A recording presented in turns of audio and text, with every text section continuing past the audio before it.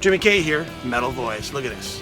The Metal Voice shirts are now on sale. Just go to the video description to find out on how you can purchase one. Metal!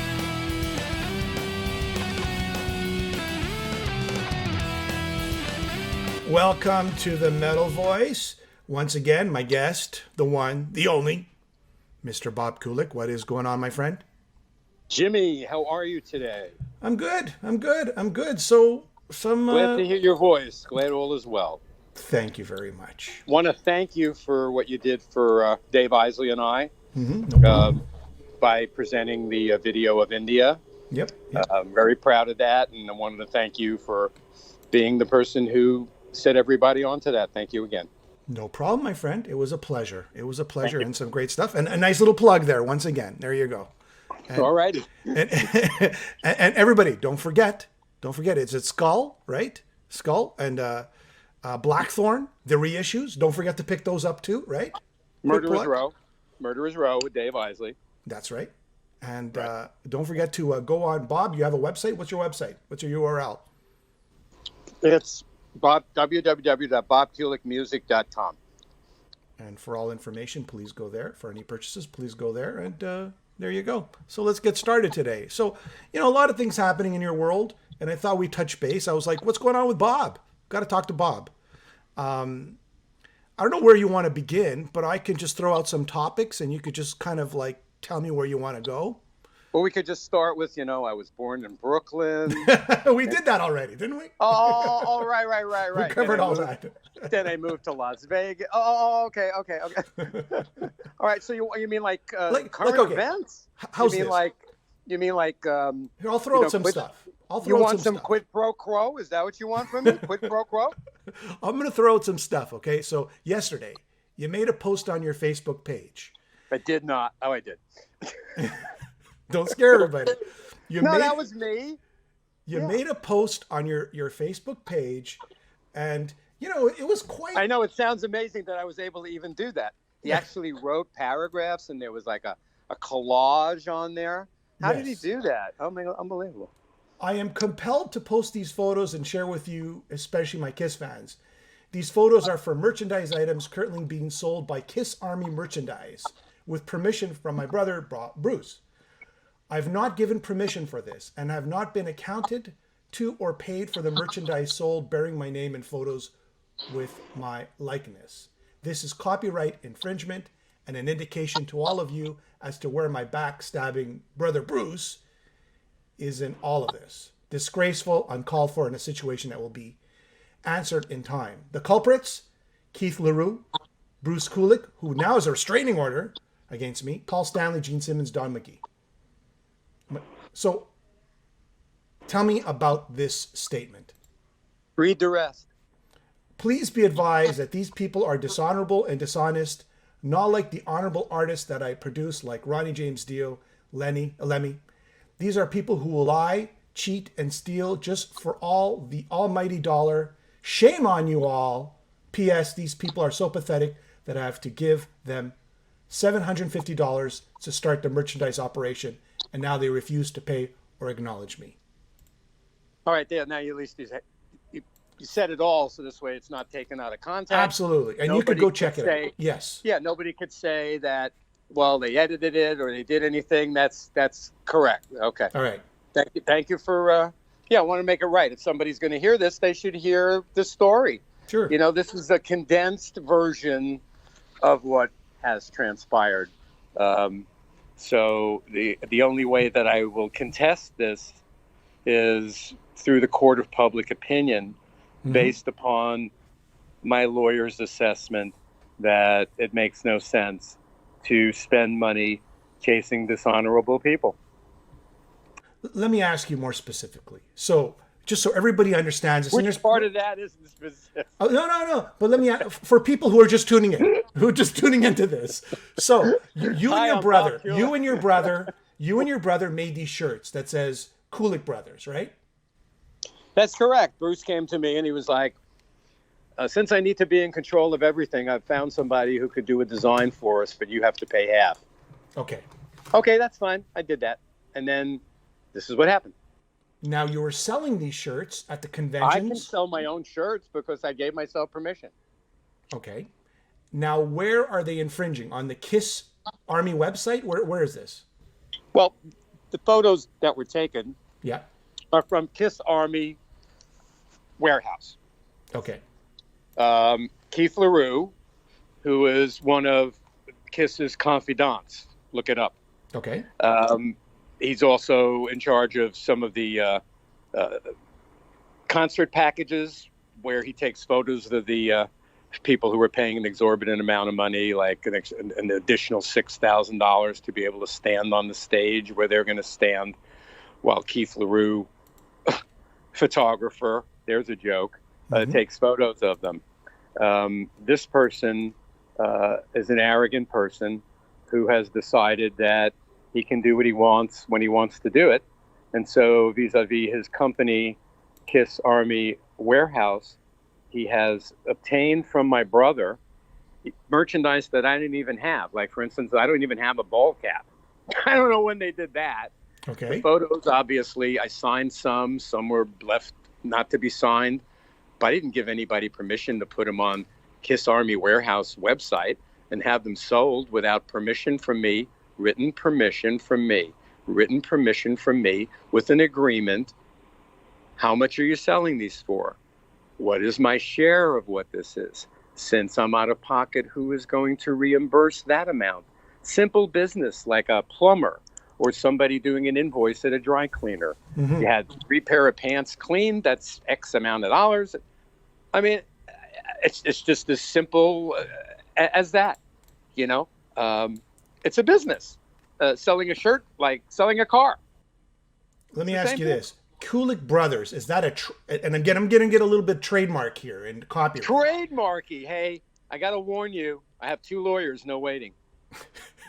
Does your brother, if you went to the American trademark, website and you typed in Kulick Brothers.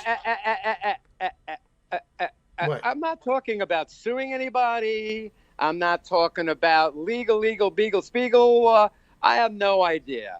This was not my intention to, you know what? And then we'll copyright the name. So if anybody uses it, we'll get them.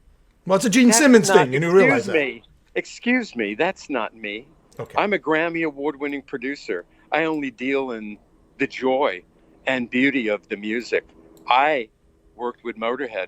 As I told Paul Stanley in a recent telephone conversation, as a producer, which he alleged that he was and is, he wouldn't have lasted 10 minutes in a room with Lemmy, Mickey, and Phil. He wouldn't have lasted 10 minutes in a room with those people as a producer. I was their producer, along with Bruce Brouillet, from 1996 to 2004, and did God Save the Queen, my suggestion. We wrote and recorded The Game, the theme for Triple H. How does Kiss compare to that? That single song is bigger than anything they've done in the past 20 years. Yeah. Time to play the game. Well, you know what? It is time to play the game. And I am about to play the game with these people who, after 46 years, have showed me very little respect for what I've done. I didn't make a big deal about playing on I'm a Legend Tonight or Danger or Down on Your Knees, because the solos were so minuscule to me compared to when they let me play, like on Kiss Alive 2, where Larger Than Life. Without all those guitar solos, it would have been like a minute and a half. They couldn't have even used the song. So there I am playing 30, 45-second solos. Those are long solos where I got to, regardless of all of the conversation about, well, you try to play like Ace and all of that, to a certain extent, I just can't play that sloppy. That's all. And I'm not saying that as an insult. That's his style. He's got a sloppy Jimmy Page style. And it works. So you're saying this is a copyright infringement? No, I'm trying to understand. Look, I want to understand you. I want to completely understand you. They will be accountable. Is that what you're saying? You're just saying you're getting a lawyer and you just make sure that you're getting paid. Is that what you're just saying? No. I've just said just the opposite. I'm not paying one penny to do anything legal to these people because it's not worth it to get into a circumstance where they will immediately do what they've always done, which is the malicious, if only to see whose pockets are deeper.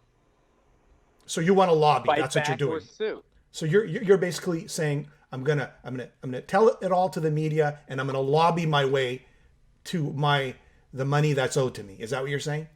I'm not saying there's any money owed to me other than what's owed to me from this merchandise. Okay. That's all. And that's why, how much could it be? I mean, I'm just being honest. It's a copyright infringement. This is mainly being done not to collect the $500 that they owe me or whatever. The $750. This is not about that. What it's about is that respect. RESPECT. Respect. Sometimes you have to show people that they need to respect you. Okay. I'm a Grammy award-winning producer with 17 platinum or gold records.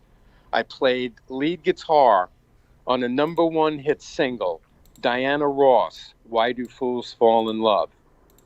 I wrote, played on, and produced The Game, WWE superstar Triple H's theme, recorded by Motorhead.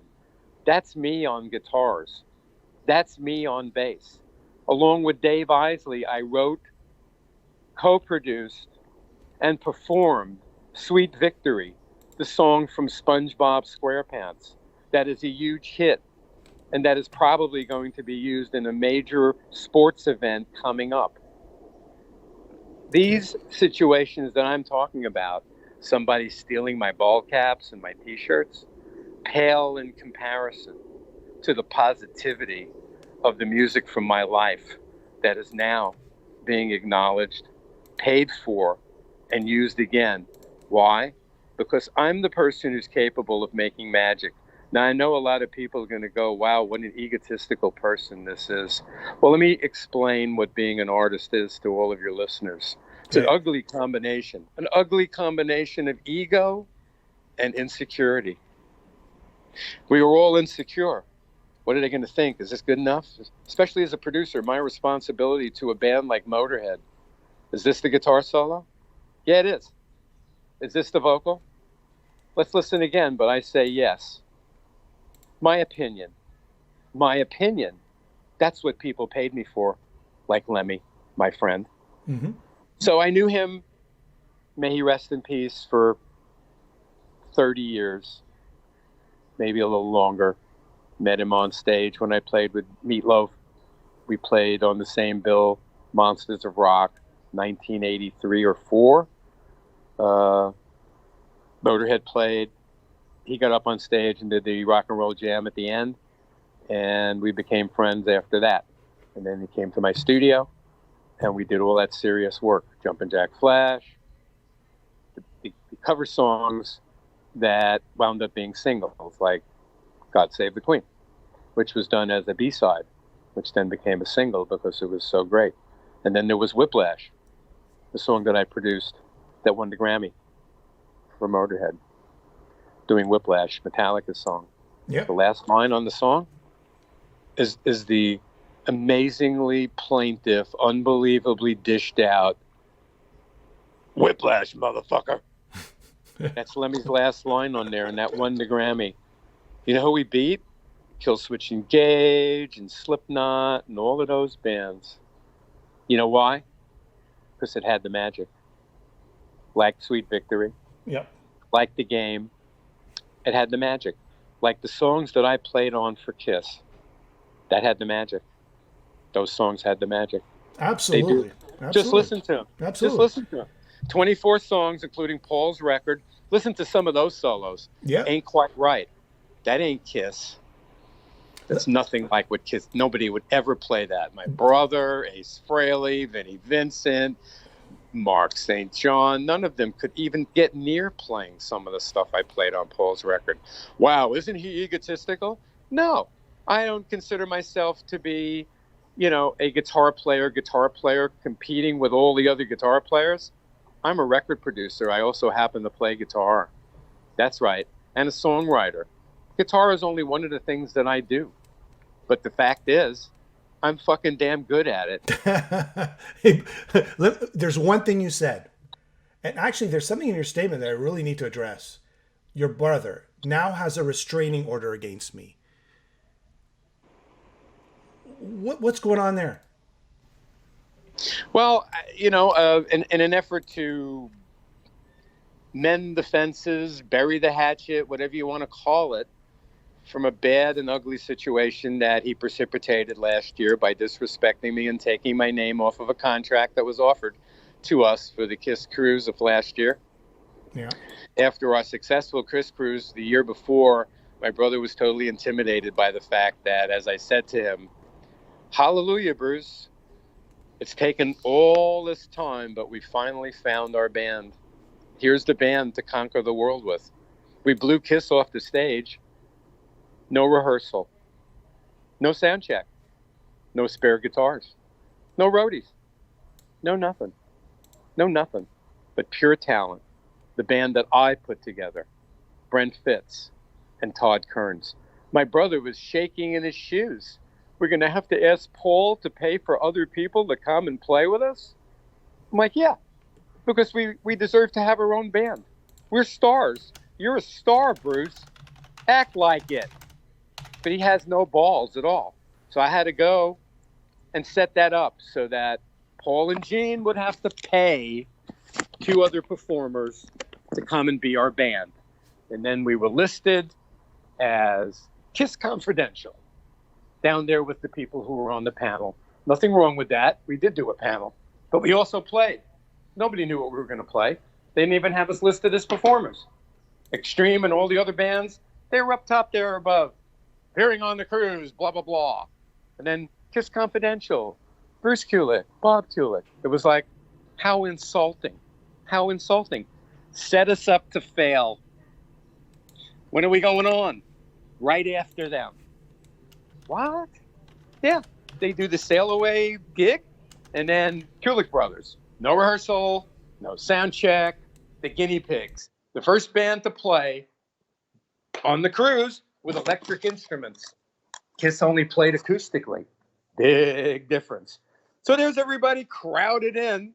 The whole ship is there. It was like the Titanic. It was kind of tipping over from everybody standing there. What do? Mop the floor with Kiss. Mop the floor with them playing their own songs. Todd Kearns, he killed. He totally killed. I mean, that guy is a star. Brent Fitz, these 2 guys are like one brain. They know these songs like they know the back of their hands. My brother, he was involved in Kiss. I'm presuming he can do his job, which he did. Me, having to play some of these songs that I hadn't played in decades, I listened to and watched the video and said to my brother that this is magic. Can't turn this down. And then he did. I had tours booked, offered. I had record deals ready to go, even if it was only to play the songs we played on the cruise. Done at our leisure. Turned all of that down, costing me work, wasting my time. You know how long it took me to learn those songs, to be able to stand there and play all those songs, which I never play live because I don't play live. I don't do that. I'm a record producer. And yet, I still got up there and totally kicked ass. Totally kicked ass.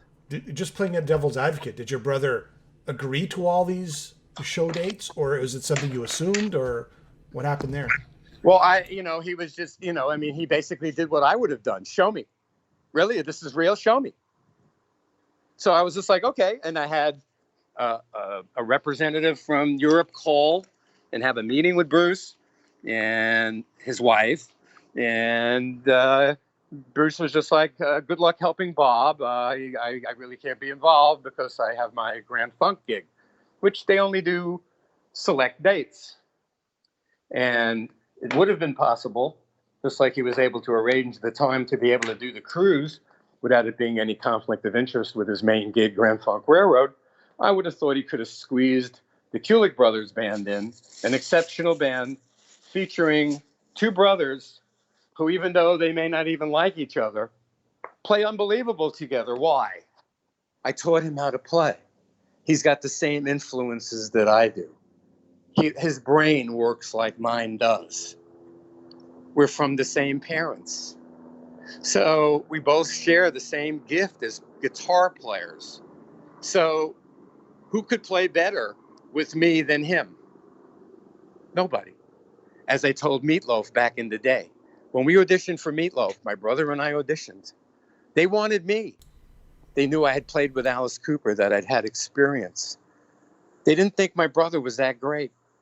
They told me they had somebody else who they wanted to take and have me work with them. I made it clear. It's the Kulick brothers or not at all. And I've done that for him throughout his career and mine. Same with Kiss. Uh-oh, looks like Vinny's leaving. You should call my brother.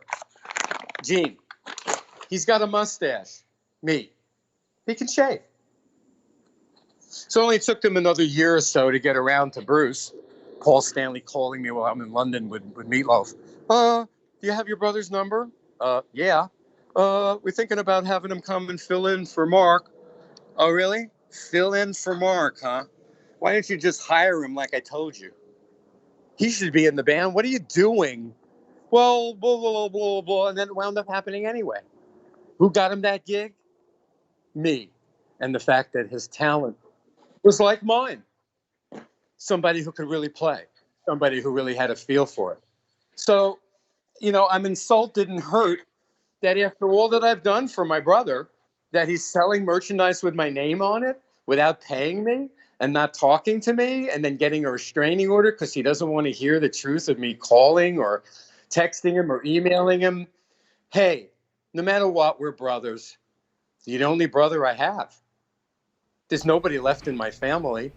Our parents are gone. And I dare say if my mom was alive, he wouldn't have dared done anything like this because she would have kicked his ass. My mom took no shit from anybody. Like me.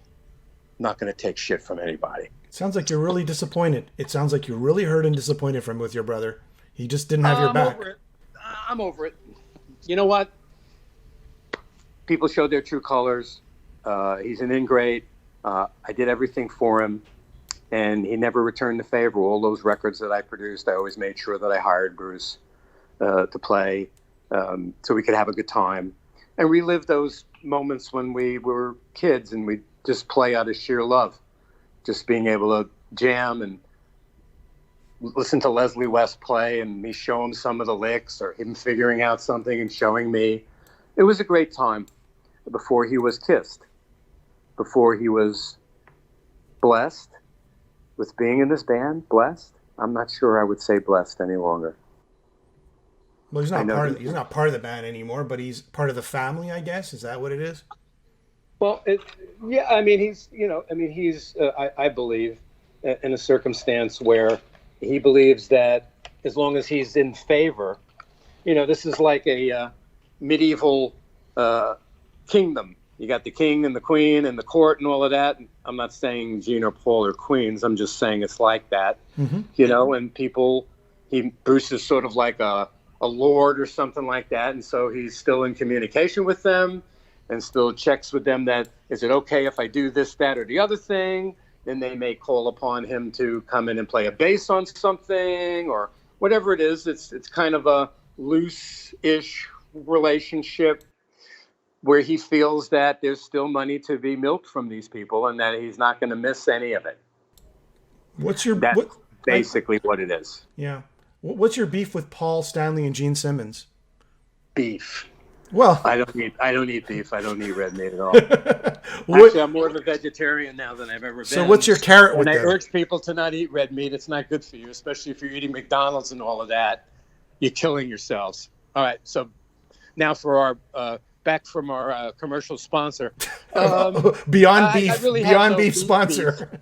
Yeah, I really have no beef, as beefs go. It's mainly, as I said to you before, it's mainly a respect thing and a control thing. I was Paul Stanley's best friend. I lived in his apartment. When he went away on tour, Bob, come live in my apartment. And then when I get my place, you can have it. And then if I want to sell it, we'll make an arrangement. And that's exactly what happened. So I stayed in his apartment. Well, he left a note downstairs, Bob's going to be living in my apartment. They didn't exactly in New York approve of that, of course. And they immediately tried to have me evicted, which is another thing that he put me through. Why didn't you tell me that would happen? That they were Paul Stanley tried to get you evicted, or his landlord tried to get you evicted. The landlord. I mean, I called and said, WTF. And he said, don't worry, my lawyers will take care of it, which they did. But that didn't mean that the landlord didn't come up and bang on the door and say, you're going to be out of here like shit through a goose. Yeah. So, then I noticed that all the bills that were forwarded to me, which was still in his name for legal purposes due to the sublet, the illegal sublet at that, all had stamped on them, last request for payment. Why? I can tell you why. Why? These people wanted to keep the money in their bank account as long as possible. Having accountants who suggested to them the month or 6 weeks that we procrastinate paying this bill is that $116 that's still in your bank account drawing interest. Mm-hmm. I have it. I have them all. Yeah. Well, the Con Ed bills, the phone bill. So getting back to request for payment. And you would do that to me and jeopardize my service? Really? That was kind of unbelievable to me. I know this is going to be greeted by, that never happened. What's he talking about? He's out of his mind. Think about it. What year was this? 1982 or something like that. 81, 80, somewhere in that vicinity. It's so long ago, I don't really have a specific date, but I can find out if you need it. Well, I mean, it was during the Paul solo album period, I guess, right? I think so. Yeah. So today, we were best friends. We were best friends at the time. And how did that relationship deteriorate over time? He changed. He changed as a person. The pitfalls of superstardom, which I've seen in many artists. I've worked with a lot of big artists, like Diana Ross, like Dave Grohl, like Lemmy, like Roger Daltrey. People like that. Huge artists. Everyone has their own issue and their own problem. Can't be an artist without this baggage. It's impossible. I could tell you stories that would make you cry. The sickness of some of the people in the business, as great as they may be, it's much better for the audience to never know what the reality is of what they're like as people. But most specifically, What did he do to you that hurt you throughout the years?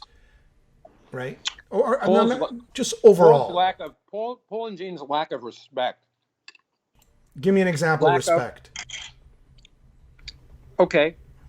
I put out a solo record with 24 great artists on there.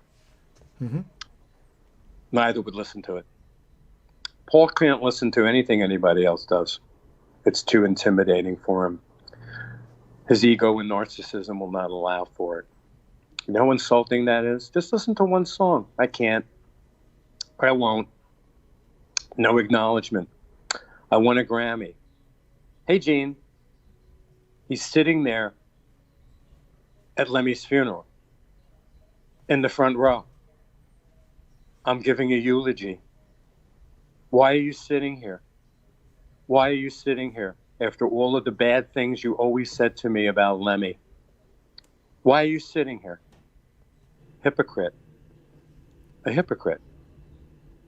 How about financially? Did he ever not pay you for your services rendered?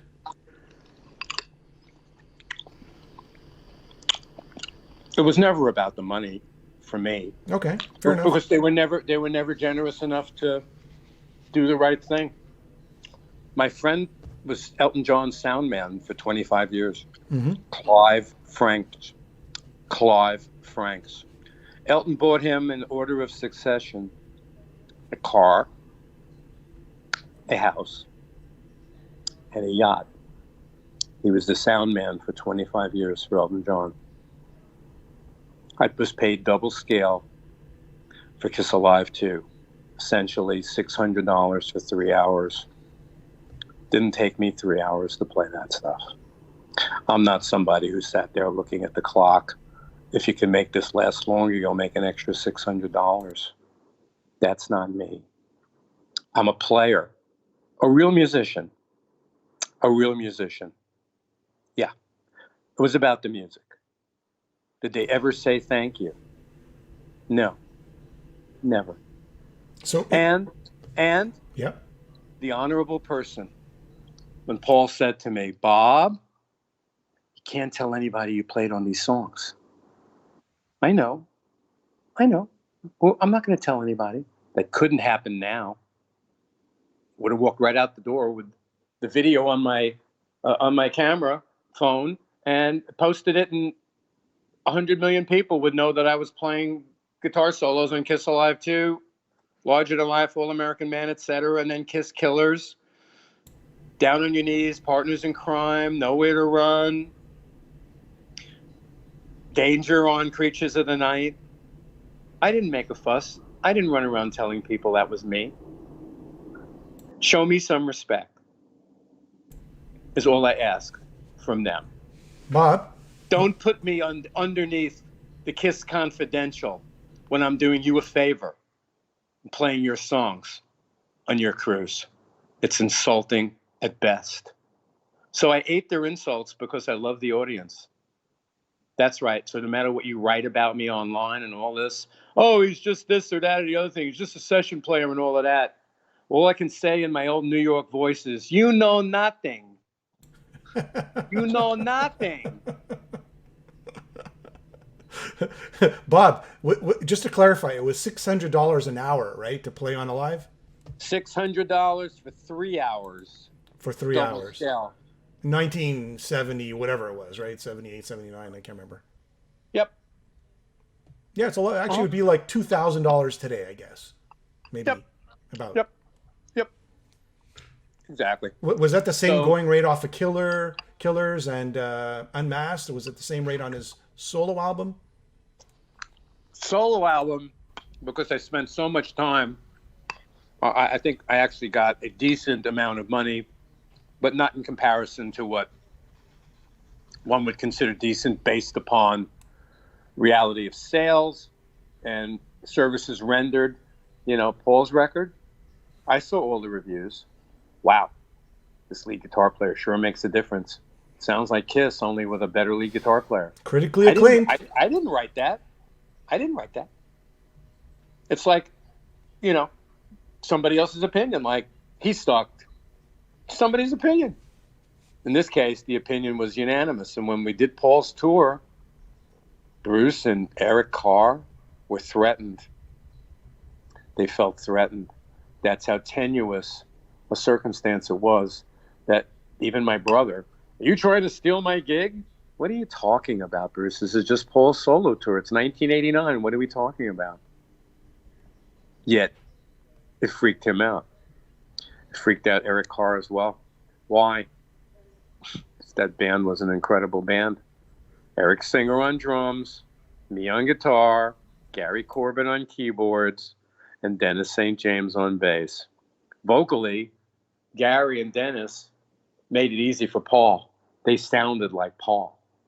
So Love Gun and all those songs, Paul just danced around it, just sang through it. The choruses were sang by them, and they did an awesome job. So vocally, it was organically better than Kiss right out of the gate.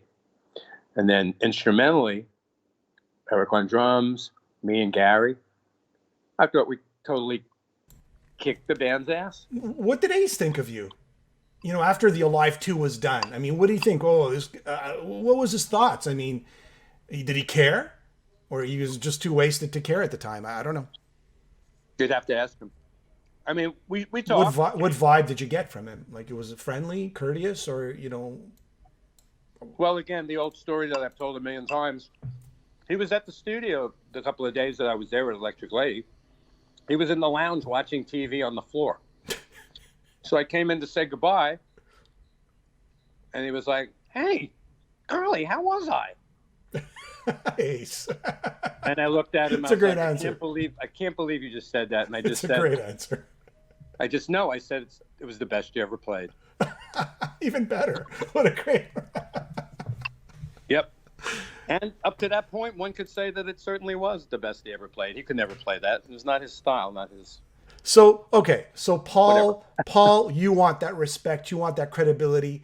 What do you want from Gene? Has Gene done anything else, or is it the same thing between him and Paul? You command some sort of respect after all these years of helping them out and being there for them, or just acknowledgement, right? What's your vegetarian beef with Gene? Okay. So Gene, the arrogant Gene Simmons. I really always liked Gene, and he has a great sense of humor. But when he's put in the position of he's got to be the boss, then it's kind of like, Donald Trump boss. Maybe I shouldn't say that. It makes him seem even worse than what it really is. But, to ask me to allow him, the multi-millionaire, to allow him to put my co-writes and performances on the vault, for instance, and get paid nothing. So is there publishing on this? Nope. I played guitar on it. Is there performance royalties? Nope. Is there an advance or back-end payment after you sell all these? Nope. So what if I don't agree to this? Well then, Bob, your songs won't be on there, will they? So Bob says to himself, well, it'd be better to have them on there than not. That was a little while ago. I no longer feel that way about it. Did you sign a contract saying you're okay with it? Of course not. The arrogance of Gene Simmons. Okay. The arrogance of Paul Stanley. Excuse me, guys, do you have a signature on anything I ever did? No. You admitted I played on Larger Than Life and All American Man. You sold in excess of 7 million copies. You paid me $600, $1200, $1,800. I think that's pathetic, Jimmy. I do. Are you involved in any legal stuff with Gene and Paul? I mean, maybe you can't even talk about it. I don't know. Or is there any sort of legal?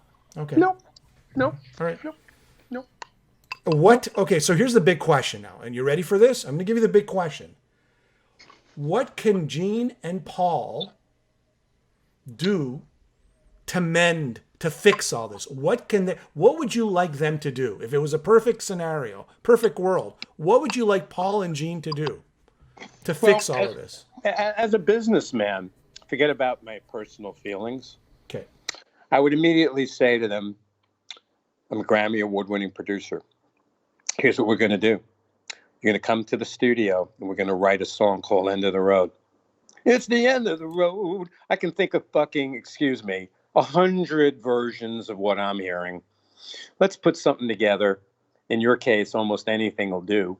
Let's have a song that you can put out with this. Produced by Grammy award-winning producer Bob Kulick, who produced Motorhead. Maybe you too could win a Grammy. So I would start there. I would start there with them showing me some respect and allowing me to do what I do best. So if I hit home runs for you want to collaborate together. That's guys, it. Yeah. Let's collaborate together. They have nothing. Nothing. You have an original idea in your heads? Doesn't appear to be. I don't see one. I don't see a song called The End of the Road. Isn't that obvious? Isn't that obvious? Isn't that obvious? Yeah. Isn't that obvious? Yeah, it's totally obvious to me. We only need one song, Dumbos. You don't need a whole record. Just one kick-ass great song. They can't even do that. I would help them do that. They need help. This is pitiful. Seriously. All right. The show is unbelievable beyond belief, but we all know what we're really hearing, don't we? All right. You want to collaborate with them? Is there anything else? Collaborate? No. I want them to allow me to produce them. It's not a collaboration. Okay, I got you. You're working with a Grammy award-winning producer now. You just shut up and let me do my thing. Sure, I want you to be happy. Satisfaction guaranteed. If I could please Lemmy, I could certainly please their sorry asses. Okay. Anything else on your shopping list? Well, yeah, I would think that they would, I would like to see them have everybody on stage at the end. I think that's what the audience wants. I'm all about what the audience would want. What would I want? I'd want to see all of the guys on stage playing together. I want to see, so they bring out the guy who played the solo on Creatures of the Night, Steve Ferris. Yeah, the guy from Mr. Mister. He comes out and plays the solo. We know one thing for sure. Tommy Thayer can't play that solo. I watched him try here in Las Vegas at the Hard Rock. Really, Tommy? Really? Did you spend even 1 second listening to the solo? Or is it that you just couldn't play it? Have Steve Ferris come out and play it. Then me come out and play Larger Than Life. Then Bruce can come out and play whatever it is he wants to play, Tough Love or whatever would be to him his most impressive piece or whatever. That's what I would do if I were them. Make a video of it, sell it. It's a closed circuit thing. Rehearse the shit out of it. Do 2 or 3 shows. This way you can make a video that's worthy. And all of the people from their career, sadly, Dick Wagner won't be here to play. He played on some of the records. Kevin Valentine's a drummer. He should play. Anton Fig should play. Oh, there's a whole bunch of people that they utilized along the way. Desmond Child should be involved, certainly singing background vocals or something, since he wrote some of those songs for them. Yeah, he did. Desmond Child. Yeah. Paul Stanley found Desmond Child before John Bon Jovi or any of those other artists found him. Paul and I used to go to see Desmond's band, Desmond Child and Rouge, which were a great band that used to play at a club in New York called Trax that Paul and I used to go to back in the early 80s. Yeah. Memories. So, okay, we got on the shopping list, we got to produce Kiss, right? Exactly. To appear at the end of the road of the final shows, at least everybody should have a guest spot, including yourself. What else? Everybody. What else? Yeah, what everybody. Else? Credit for or I guess royalty payments on Gene's vault. Is that it? Something else on the list, maybe? How much could it be? Yeah. Again. What do you charge? Like 100,000 for each box? I don't know. Nobody's asking for like, here's a dollar and cent figure. For what? To shut me up? For what? I guess whatever. To make amends? It's too late for that. It's too late for that. I'm sorry. Winston Churchill said, I no longer listen to what people say. I watch what they do. And the other one that he said that I'm going to have to get used to is, show me a man with no enemies, and I'll show you a man who's never stood up for anything in his life. So I know I'm making a bunch of enemies, and honestly, I really don't care. I really don't care. I'm a Grammy Award-winning producer. My music will live forever. Who's your favorite Kiss guitarist? Oh. Just curious. Steve Ferris. Well, okay. All right. Best solo on any record, if you ask me. Really? Okay. Second best. Creatures in the Night. It's a great solo? song. Are you kidding me? It's a great solo. It's a great song. Look, I love it. I'm not going to deny that. But okay. Steve Ferris. All right. Fair enough. Larger Than Life. I love what I played on Larger Than Life. All right. That to me was Kiss. Because the solo was a haphazard solo. Like Ace would have played. All those high notes first, and then it goes back into the song again. Then it's really some low notes. The arrangement was like, why is there a guitar solo there? It was kind of like a very bizarre relationship that seemed to feature the guitar player in a way that they hadn't featured their solo sections, like on What I'm Saying to You, the nuance, like Legend, I'm a Legend Tonight. Mm-hmm. Here comes the guitar solo. That solo, and then it's done. Does the guy play another lick? Nope. Is there something in the intro? Nope. Is there another thing at the end? Nope. It's just the formula intro, verse, chorus, intro, verse, chorus, bridge, solo, chorus, out. I wanted to put more embellishment on all that stuff, but this is what it turned out to be. So again, I'm proud of what I did. It definitely glued their stuff together. My guitar playing was extremely sophisticated and melodic, more so than probably any of the guitar players that played with the band. Paul, Gene, and I have a unique bond in that we're the same age. I went to the same school as Gene. We went to the same concerts. I probably sat next to Paul Stanley at Cream or Led Zeppelin or The Who or Jeff Beck or any one of the bands that we, the three of us, got to see, which did to them what it did to me, inspired them to go on to be what they are, as it inspired me to go on to be what I am. So we do share all of that, and that's all been forgotten, and that's really sad. There's never the conversation about, like Paul and I talking about the guitar sound Tom Scholz got on Boston's record. Bob, what is that? How did he get that sound?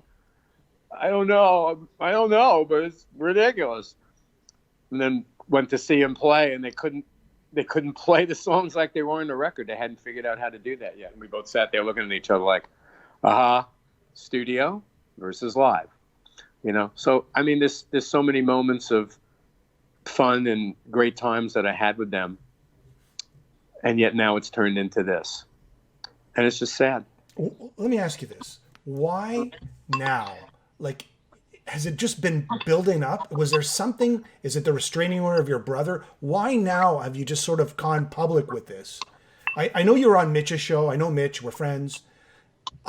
But suddenly, out of nowhere, you're sort of exploding on this. Why now? Was there something that triggered all of this?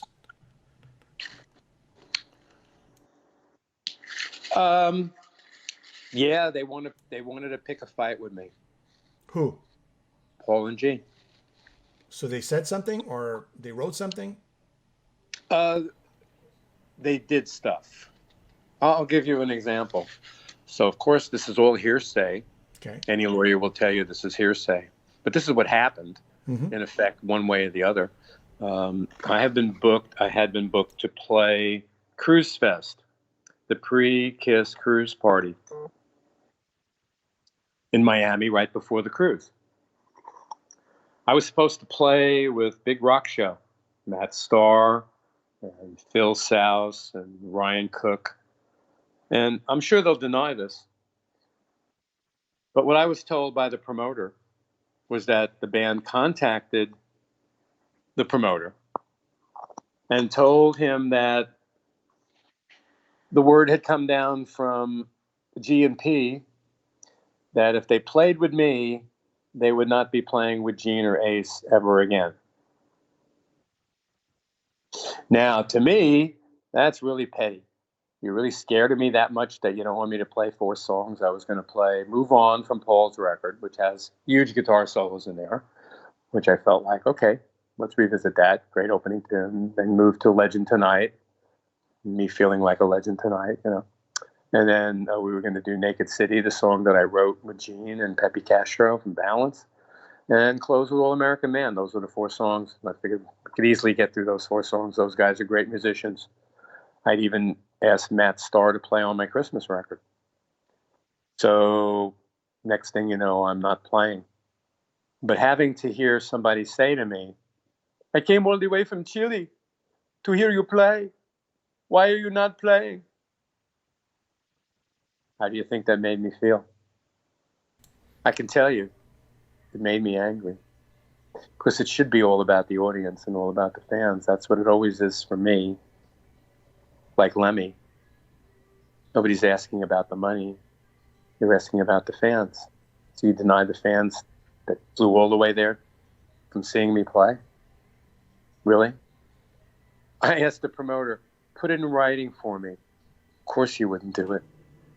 And they would deny it if you asked them. But as clear as the nose on my face, they all walked right by me at the convention.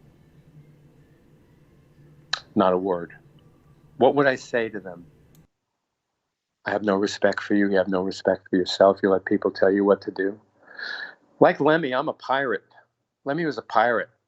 Triple H once said to me, can't you make him sing the lyrics for the game when we did it live on WrestleMania?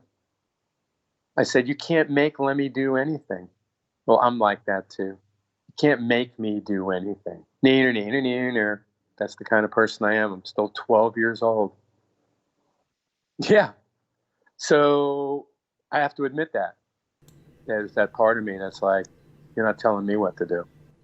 You know, Bob, I feel like this is like a therapy session in a way. I don't know. Yeah, I'm glad Jimmy, you could send the bill. You could send me the bill here in Las Vegas, and you know, I feel like I'm doing some good here. I don't know if I am or not, but I feel like you're healing in some sort of way. It's just you're letting it all out. It's okay.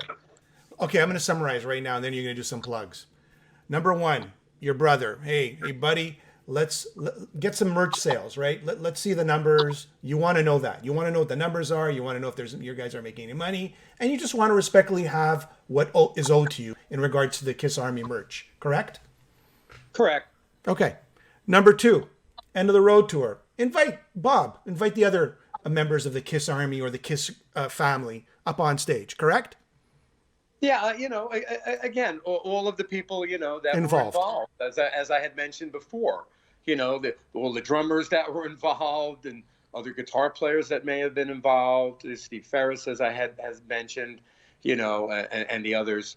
I think that would be the right thing to do for people to actually acknowledge and see who they are. And who built the Kiss brand over the years, right? Who built that Kiss Army over the years? The music, the legacy, right? It was a group of people. It was not only Paul and Gene. Well, Bill Aucoin, was a genius in my opinion. I was there from the beginning, so I saw exactly what he did every inch of the way. See, this is the one thing that anybody who wants to say something negative about this is wrong about. I know them better than any of you. I even auditioned before Ace. So it's 46 years of being around these people, working with these people. I got Gene Simmons laid. How? He introduced me to Diana Ross. I proceeded to play the solo on the #1 song, Why Do Fools Fall in Love? He was made to look the hero by bringing me to the studio. And so he got laid that night. I got Gene Simmons laid. So you said you're not looking for any money, but are you really looking maybe for a little bit of money? Is that on your grocery list? Yes or no? Recoup any? I haven't asked anybody for any money. Okay. All right. I mean, as far as the merchandise thing, yes. Well, how much is it? What's owed to you? What's owed to you? That's the point. It's not about the money. It's about the respect, like I said. Okay. This has nothing to do with money. Okay. And last, to produce Paul and Gene or Kiss, right? To produce a song together. What would make logical sense? Well, what qualifications does this bald guy have to produce these guys? Well, he did the following songs with Motorhead, and he's worked with the top of the food chain, Dave Grohl and Billy Gibbons and all these people who are all my friends. Are you referring to to produce a Kiss album or just maybe a solo project? They couldn't do a record. There'd be too many arguments. So can we do one song? Just the end of the road. Just the obvious. Just a Kiss song called End of the Road. That's it. Kiss song called End of the Road. Produce one last song together at the end, right? Seems obvious as the nose on my face. All right. Is there anything else on this grocery list? As soon as we're gonna send it off to Paul and Gene. Is there anything else? Grocery list. Wow, I didn't know we were sending a grocery list. Okay, better than a list of demands or something. Yeah. The other thing I would put is that it's just as easy to be generous and nice as it is to not be generous and nice. And I appeal to them as human beings to go back to being the people that I knew when they first started. That's a nice way to end it. People that are there now are not humble like the people that I knew back in the day, who the most important thing was the music. Go ahead. Yeah, was the music. Last but not least, your brother. Who? Your brother. Your brother, Bruce. Don't write him off just yet. Nobody's writing him off. Your brother, Bruce. You want him tip off the block? You want to collaborate with your brother, to play shows with your brother. You want your brother to... No, not anymore. No. Well, if you came to me and said, let's do it. That boat sailed 2 cruises ago. That's the only time you'll ever see us play together again. That was it. And you know what? It was damn fucking good. Yep. Is it still mendable? Is that fence still mendable with your brother? No. That ship has sailed, it's over. Even if he came to you and said, let's do an album together, let's do a tour together, let's do a Kiss tour together, would you do it? That's not going to happen. I can only deal in reality. I've asked on numerous occasions, why should he change his mind now? For whatever reason, his jealousy or his wives telling him, which I understand, try to keep the brother away, keep all the attention for themselves. I guess you've noticed that my brother shows up at events with his wife singing Reason to Live. Okay. That's a perfect song for them, I guess. Need a reason to live, really? All right, let's end off with this. Give me a plug on your projects. Oh, well, starting up on Legends and Icons, which is going to be duets with some of the superstar talent that I have access to be able to make these recordings. So, for instance, the Lemmy, Roger Daltrey, and Ronnie Dio will all be coupled with artists of similar ilk to do duets of the songs that I have. And I have 2 other projects of original stuff that I'm working on. And then there's also the Sweet Victory song, which we're actually getting ready now to re-release with a name artist on there. And also so there's a lot on the plate. Blackthorn and Skull reissues. Yeah, actually, I'm writing songs with Graham Bonnet. I'm going to have 2 songs on his new record. Okay. Graham and I got up on stage and played here in Vegas at Vamped. And, the guy's the 70-year-old guy. I defy anybody on this planet to sing like that. Great defy song. anybody on this. Come on, bring it on. Bring it on. There ain't nobody that could sing like that. No. I'm standing there and it's loud. I can hear him acoustically over the whole thing standing next to me. I've seen him. He's a legend. I work with Meatloaf and people who are loud. Meatloaf ain't nothing compared to Graham Bonnet in terms of volume. So, looking forward to this. I gave them 2 really great pieces of music, and guess what? Bingo, we have 2 really great songs. So look for that next. I'm out there doing.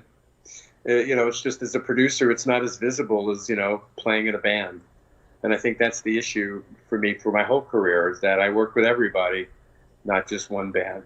All my brother can say is he was in Kiss. And there he plays with Grand Funk Railroad. Me, I played with Kiss. I played with Alice Cooper. I played with W.A.S.P.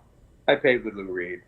The list goes on and on and on and on and on and on and on and on and on and on and on. And on that note, thank you very much for being on the show. That was a very interesting conversation. Bob Kulick, thank you so much. Thanks, Jimmy. Appreciate you letting me blab out here. All right, man. Have yourself a wonderful day. All right, you too. Thanks.